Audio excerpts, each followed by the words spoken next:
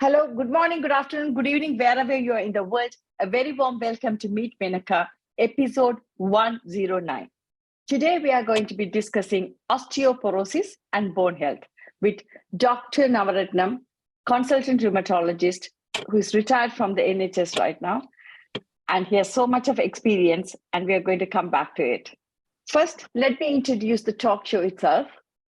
The talk show's mission is to inspire 1 million lives to succeed and sustain health, happiness, and hope. Meet Menaca, the talk show, features experts in their respective fields, like today, and also real people sharing real stories to create a positive social change. It's a 90-minute multicultural online talk show to celebrate each and every one of you. We would be delighted to have you join our show for the live stream airing every Sunday at 2 o'clock London time. And if you want to listen to our previous episodes, the Library of Knowledge is on our YouTube link, Meet Menaca. Please support us to grow and inspire more people to do the same by subscribing to it.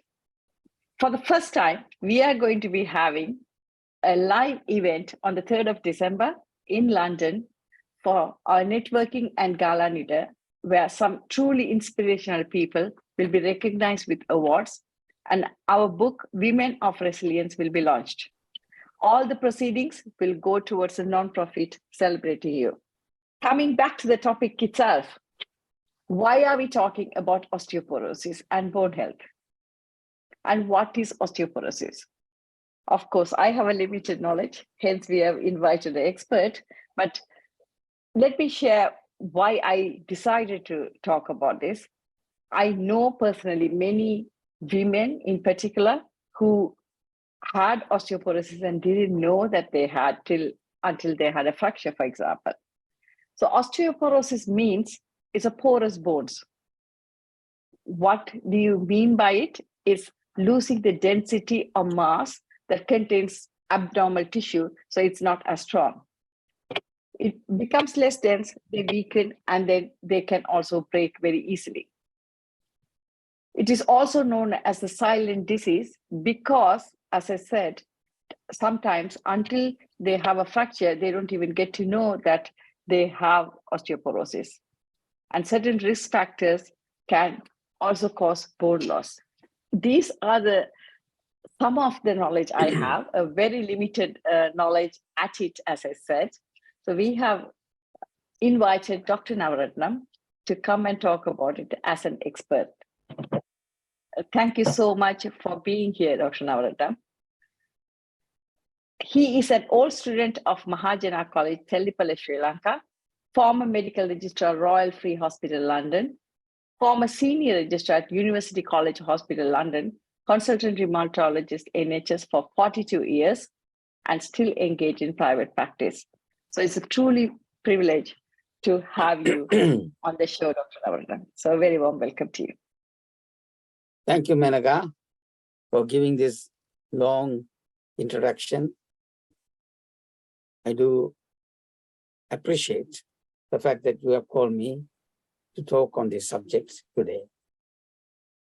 As you know, my interest in osteoporosis began in 1972 when I was at University College Hospital, and the professor of metabolic medicine then did a lot of work in osteoporosis and published papers.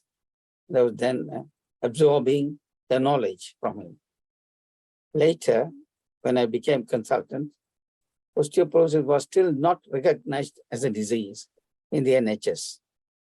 When I went to the radiologist at Basildon and asked him, what do we do about osteoporosis? He said, what can you do?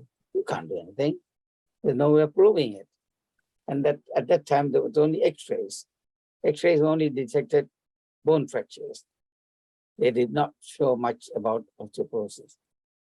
Now we have come a long way. We know osteoporosis, as Menaca has mentioned, it's a silent disease, and the bones become weak and become more fragile. And in the human body, the bone grows or becomes stronger until you are 20 years old. After that, starts declining or doesn't grow stronger. But after the age of 35, the bone, the calcium content or strength of the bone gradually declines. But in women, before menopause and during menopause and after menopause, the bone decline is fast. In men also, in some instances, there is a chance to get osteoporosis, but not as common. Sure. Estrogen is essential for healthy bones. And in women, the level of estrogen drops when they stop ovulating, the menopause. Sure. And the bone density, as we call it, comes down and the bone becomes more fragile. We often think that the bone is dead tissue in the body. It looks like a piece of wood, but it is alive. There's blood supply, nerve supply, and cells are constantly dying and replaced. Osteoclasts get rid of dead cells. Osteoblasts bring in new cells.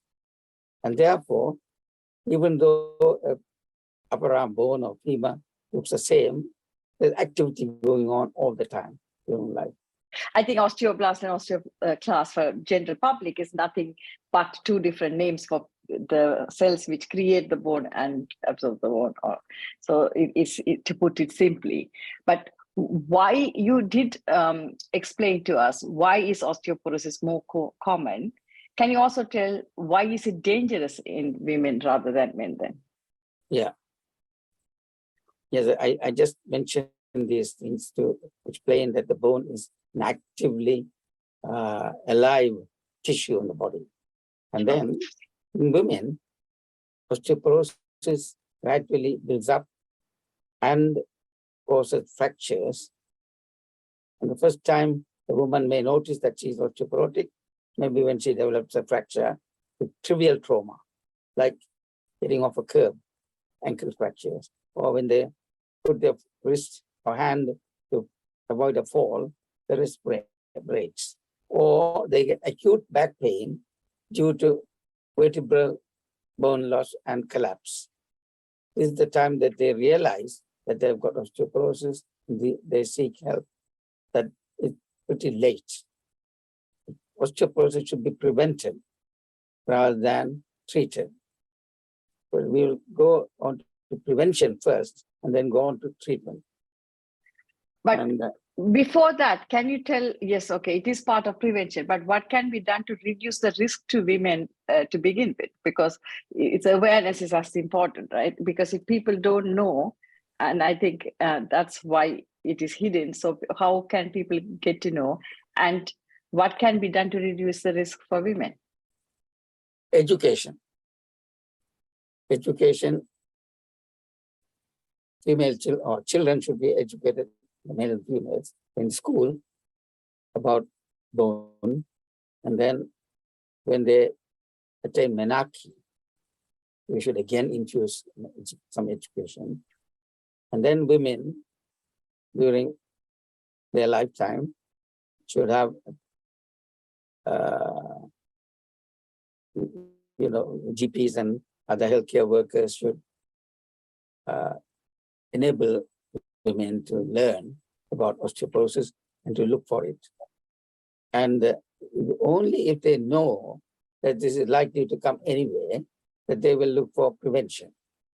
That's why it's important that we educate women and men, of course, but men are safer. And that answers your question, Menaca. Thanks, Dr. Navaratnam. You spoke about menopause briefly, but are there any other associated conditions that may trigger osteoporosis? There are some hormones. Overactive thyroid can trigger osteoporosis. And thyroid overactivity is all in more common in women than men, but can occur in anyone. And it could be a tumor, it could be hormonal imbalance. Disorder of the pituitary gland, that is the gland that controls the endocrine system, which is found in the head. Disorders of that can change the hormonal balance and cause osteoporosis. Then there is a gland called parathyroid, which is found behind the thyroid gland in the neck. They are pea-sized small glands, but they have big effect on bone chemistry. They control the level of calcium in the blood, the parathormone. Then if there is a family history of osteoporosis, they are likely to suffer from it. If they are too thin, the BMI under 19 makes them vulnerable. People who have anorexia, people who go to extreme dietary control, called anorexia nervosa, are more likely to develop osteoporosis. Bulimia, you know, people who go and vomit after eating. And I knew a dancer. I was wondering why she did that. She used to stay in my house, an Indian dancer, very capable, pretty woman. After each meal, she would rush to the toilet. And then we'll hear some sound. She'll say, I just had some reaching. But she vomits food. But that is bulimia. And then heavy smoking and excessive use of alcohol. These all can promote osteoporosis and also cause osteoporosis. Rheumatoid arthritis, then malabsorption. People who do not absorb food properly, there are some conditions like celiac disease, intestinal inflammation, and cause osteoporosis. Some drugs used in treatment of prostate cancer and breast cancer can increase osteoporosis. Being in bed for long term. In the early days, people used to stay in bed for months and they have back pain because they didn't have ways of investigating. And that will promote osteoporosis. And similarly, various lifestyle errors can promote osteoporosis. Anything else you want to know? That's it. Thank you so much, Dr. Navaratnam. Can you tell us, yes, so these are the conditions you have said that we can't do much about it. It is not in our control, but some things are in our control. So for example, does our diet affect osteoporosis? Diet, certainly.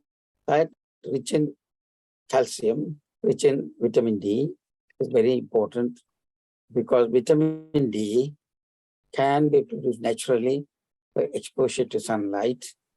There is a chemical in the under the skin, which is called polydioxy acid. It transforms into vitamin D3 with sunlight. But you can take dietary vitamin D, which is rich in bony fish and small sprats, dried fried sprats, or sprats cooked. You will be chewing and consuming calcium. And also vitamin D is found in large amounts in omega-3. But these are all dietary. Egg, milk, all milk products, soya products, they're all rich in vitamin D. So there's vitamin D for vegetarians. There are foods, and even green vegetables have got vitamin D. In our young days, we used to eat a lot of green vegetables and egg and milk products. Then, of course, meat, fish, sardines, and dried small fishes. They all contain calcium, a lot of calcium. These are food that we should encourage everybody to eat, but obviously women who are more risky should eat them. They used to advise them. Yes. Thank you so much, Dr. Because these are things anyone can do within their capacity. There are things even vegans or vegetarians can still eat, isn't it? Prevent osteoporosis. Well, lentils have got. And you mentioned soya as well. Is there anything else in their lifestyle that they can do to prevent osteoporosis, or is Yes. there any link to lifestyle? But certainly, very important lifestyle is exercise, so that the muscles contract and relax. Muscles and the blood supply to the muscles affect the bone. And if the muscles get stronger, the bones are likely to become stronger. Weight-bearing exercises, or even exercises where you dance to music, or swim, or do various skipping, any sort of active exercise will improve bone health and prevent osteoporosis. And these can be done before you actually develop osteoporosis. But once you develop osteoporosis, swimming is a fairly easy exercise. And more walking, of course, is always acceptable exercise. One thing that has got close link to healthy bones. Is there any weight-bearing exercises which are good, Dr. Navaratnam? Or Yes, yes. Once you go to a gymnasium, you must tell the what you call the instructor if you have any bone problems. You don't have, you'll go through the routine weight-bearing exercises, which are very good. But if you do have any bone pain, or if you have had some fractures, you tell the instructor, he will design some exercise for you without damaging your bones. So weight-bearing exercises, and I said swimming, of course, it's not weight-bearing, and walking, dancing to music, yes, and I was thinking dinner dance. more reasons for everybody to December. come to our, exactly, more reasons for everybody to come. Yeah. Dancing is a good form of exercise because you are enjoying and your hormones are working the best. And then the muscles are contracting and the bones are doing their work. It's one of the best forms of exercise for everybody.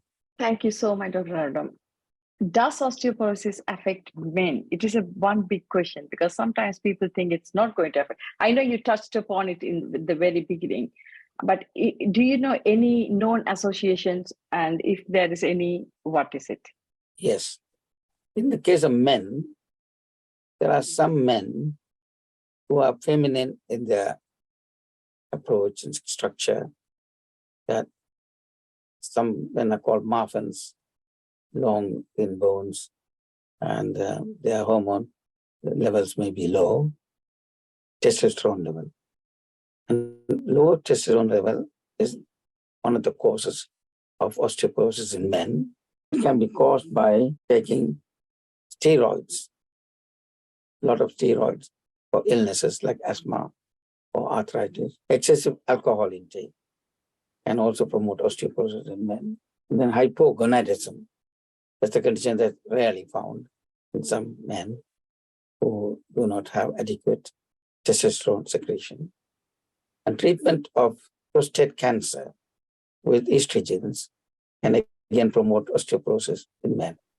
But they rarely have fractures because the men have very strong bones and begin with good positive calcium balance. Thank you so much, because I just thought, it's perhaps worth touching upon. Thank you so much. Unfortunately, some people will get or have got or do get osteoporosis. Yeah. What are the investigations to diagnose osteoporosis before patients really develop the symptoms?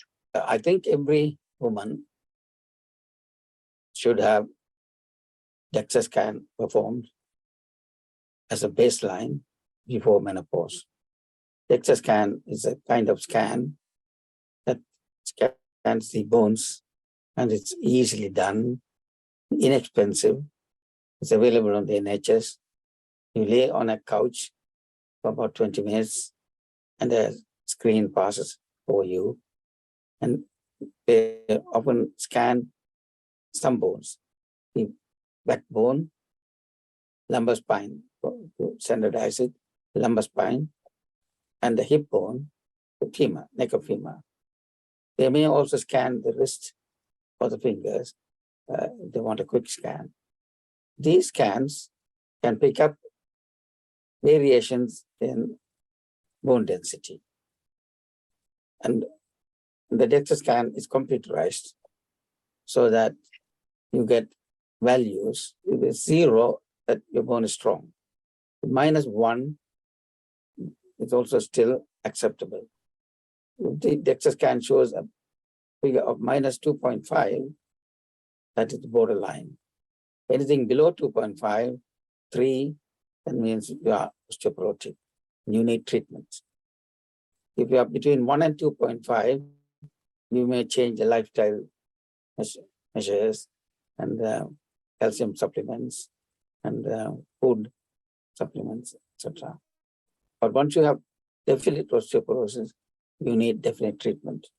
And there are some treatments available apart from lifestyle advice. And the DEXA scan, that is by how you can, because when you suspect, say if you lose height, if a woman who is 5'6" suddenly finds the height has gone down to 5'5", that means the bones have shrunk, backbone. And that makes you wonder whether you're osteoporotic, then you go for scans. Bone pain is not common until there are microfractures. Microfractures means there are tiny fractures that occur within the bone, like in vertebrae, which can cause back pain. So if you get back pain continuously without any other reason, then osteoporosis is suspected. You go for scans. Thank you so much, Dr. Navaratnam. I think it's very important because not many people, particularly in certain communities, think of going for a scan or thinking that they have to go for some kind of investigation. So I think it's very important to increase that awareness and encourage women to do these things. So thank you so much for that. Unfortunately, blood tests do not actually show any change until you have a fracture. If you have a fracture that heals, the alkaline phosphatase, which is an enzyme, the level goes up a bit, not much. Then you know there is something that's happening in the bone. Apart from that, if you have got osteomalacia, that is malabsorption, which commonly occurs in children, brittle, again, a form of spontaneous fractures, and that again may show in blood tests as increased alkaline phosphatase and calcium levels normal. Yeah. Osteomalacia. There's another condition which is rare called osteogenesis imperfecta, where it's an inherited condition and inherited through some genes. And there are mild, moderate, and severe cases. Mild cases may go through life with minimum problems, but severe ones may have lower, shorter lifespan due to the recurrent fractures. Those are investigations. Thank you so much, Dr. Navaratnam. When someone gets diagnosed and when they suffer a spontaneous fracture, for example, is it too late then to be diagnosed with osteoporosis, or can anything be done at that point? Not too late. That's why the doctors are busy, and rheumatologists, metabolic consultants, and nurses, and physiotherapists can do something about this. There are different types of treatments that have come in very early days. We used to give calcium, vitamin D, and exercises. But now, later on, the last 20 years, we've had bisphosphonates, kind of chemicals. You can take it by mouth or by injection. By mouth, it's called alendronic acid. It used to be a weekly tablet, or sometimes fortnightly. Different types of alendronic acid. When you take alendronic acid, you have to take it on empty stomach. It can be a tablet or powder. And after taking it, you have to stand up or sit upright for about half an hour so that it doesn't regurgitate into the gullet. It can irritate the gullet. So that's why taking hyaluronic acid, you've got to take that precaution. It may take a long time for hyaluronic acid to help to increase the bone density. When you take hyaluronic acid, you must also take calcium and vitamin D supplements at the same time. There are some side effects. We'll go through that another time. And we said about the balanced diet and supplements. In women, hormone replacement therapy during menopause or just after menopause. Early menopause before 45 means that they are vulnerable to osteoporosis. Therefore, at that time, hormone replacement therapy may be helpful. And that's again given until the woman is about 51 years old. You don't continue with hormone replacement therapy too long, but there are some side effects. As you know, hormone replacement therapy, in short called HRT, may increase breast cancer and blood clots, and you avoid giving it at the age of 60. You said about other medications. Thank you, Dr. Navaratnam. People often think if there's a problem with the bone, they should go and get x-rays. So are x-rays helpful to diagnose osteoporosis? Well, x-rays may give an idea. When you look at an x-ray, if the backbone looks thin, thinner than normal, it can give an idea. Until a fracture occurs, x-ray doesn't prove. Apart from x-rays, it is the scans. You mentioned DEXA scan. Are those investigations available under NHS, Dr. Navaratnam? Yes, they're available. And it's something that the GP can request with an answer within a week or two. But I don't think it is the people are referred unless until they ask for. Am I right? I mean, that's my understanding anyway. I think it's a duty of the GP to pick up vulnerable women and do this. But of course, it's a two-way system, isn't it? Yeah. Awareness of the women. I think, as you know, women have to speak for themselves, and that's how they can be heard. And it's time that they are aware of osteoporosis and get a baseline DEXA scan done, and then a yearly DEXA scan to see if there's need for intervention. Yeah. Told about bisphosphonates. I said about hyaluronic acid, hyaluronic acid, glycerinate.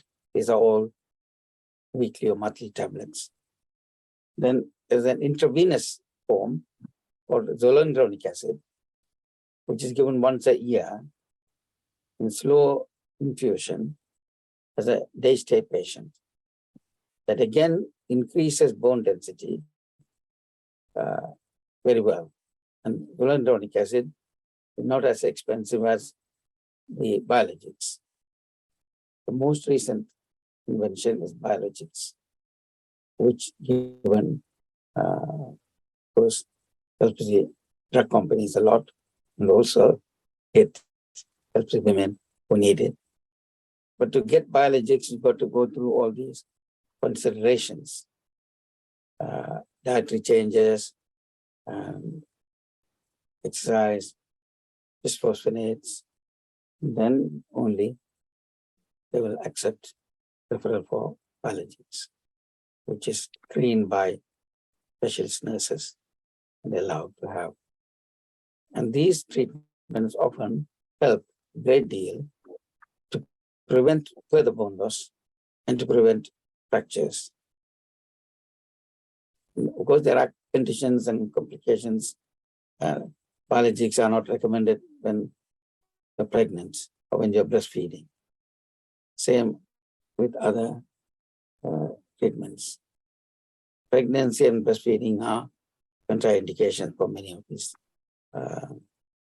invasion treatment, intravenous treatments. Thank you so much, Dr. Nam. I was wondering, because you were mentioning biologics and also bisphonates, and at least it sounds perhaps better than the bisphonates. So why and what's the reason behind not giving biologics first and giving bisphosphonates? Biologics are very expensive. They are manufactured by companies investing a large amount of money. After a lot of research, they found it. So they want to recoup that money by selling it to the NHS. The NHS sometimes cannot afford. There is a lottery. If you are near Guy's Hospital, you may get biologics sooner. The postcode lottery. Yeah, somewhere in Timbuktu.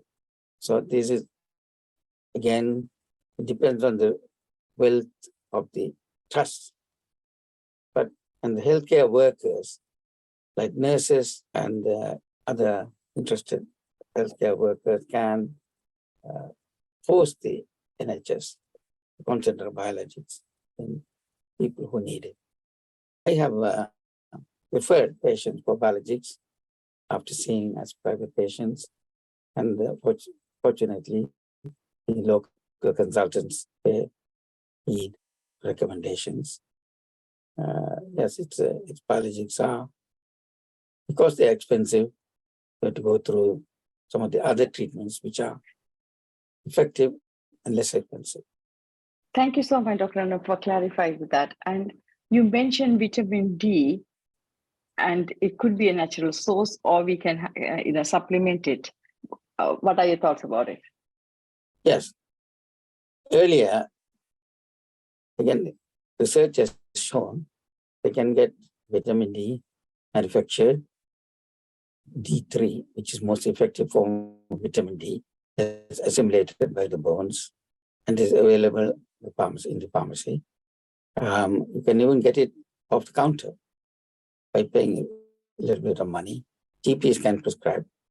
Vitamin D3 is a type of vitamin D that is easily absorbed and assimilated. 800 units of vitamin D is the average dose tablet, and all families should have some access to that, especially people who have got women, menopausal age. Even I take a vitamin D, if I remember, that's vitamin D. Thank you so much, Dr. Navaratnam. I think you have covered quite a bit. Other than women, the only other the sector of people I wanted to ask is about old people.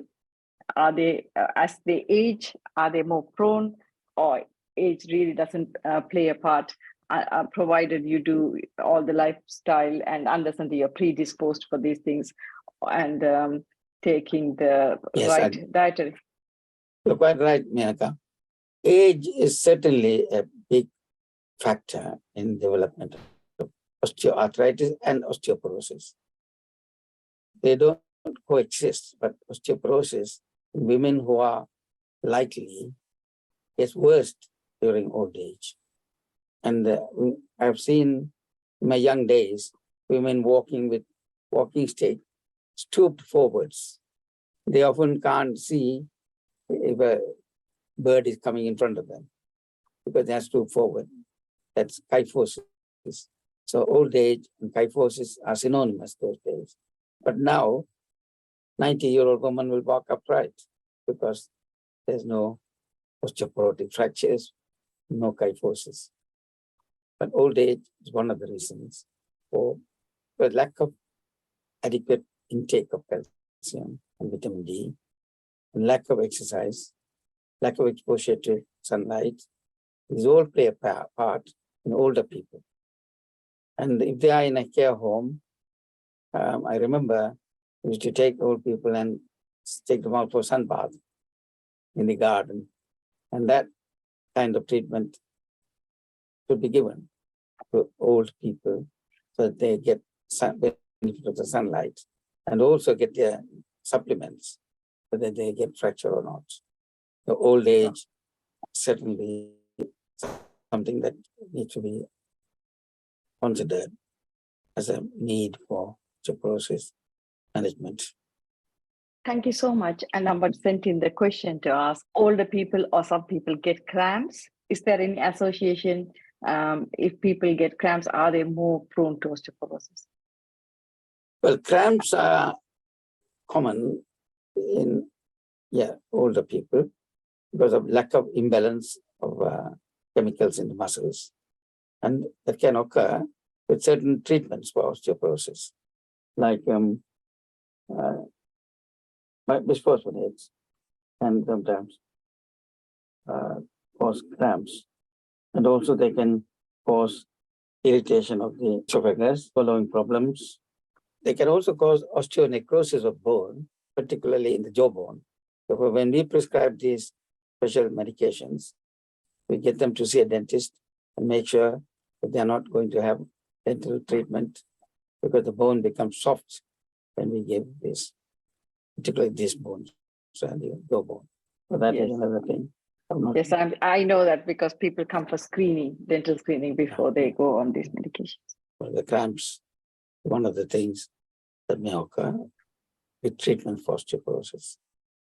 But there's no connection between cramps and osteoporosis, right? No. Indirectly, there's no. No direct chemical.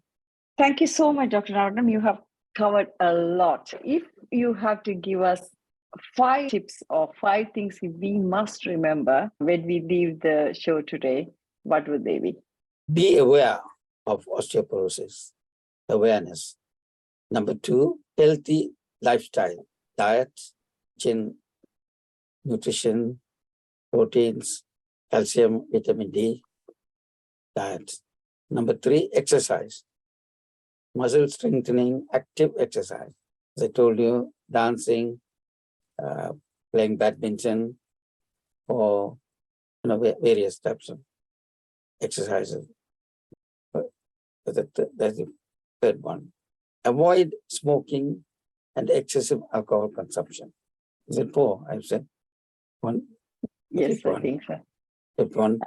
Seek help early. Seek help from your GP and health professionals before actually become ill. I think that was the last one.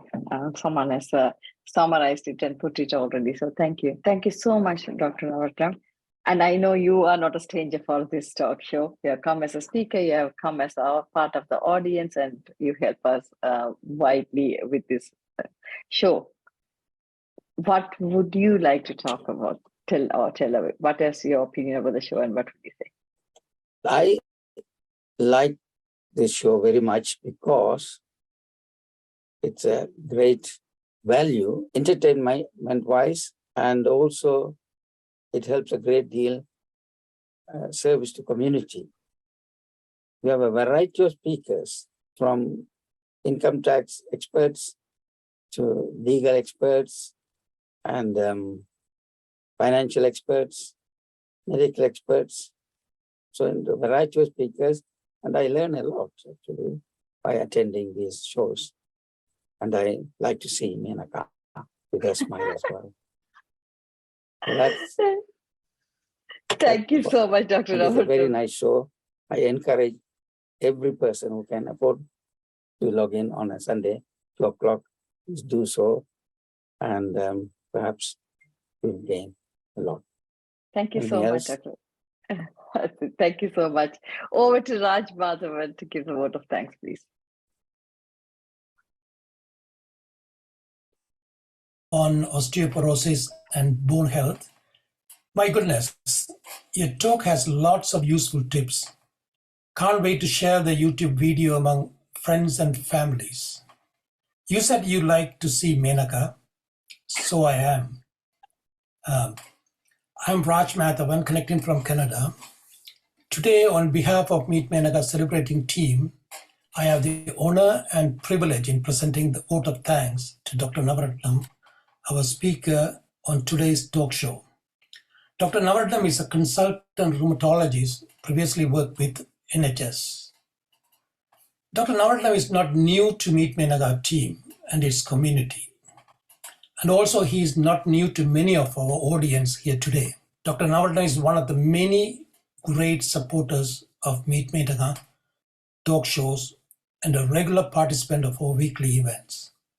It takes a lot of time, effort, dedication, and passion to support a good work undertaken by Meet Menaca team.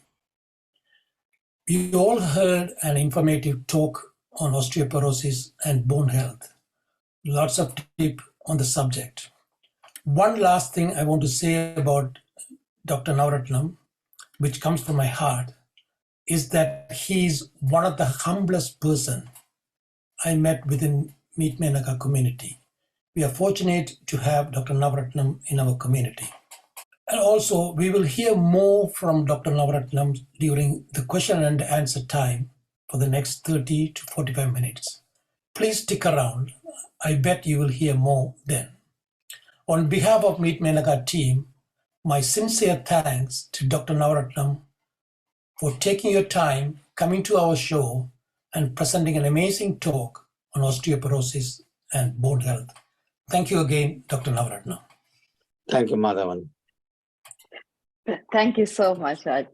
Thank you so much for that. And thank you, Dr. Navaratnam, as ever, for sharing your knowledge and wisdom. But more importantly, as Raj mentioned, from myself and the team, a huge thank you for consistently supporting us to grow. And even outside this event, you always help. So thank you so much from all of us to you.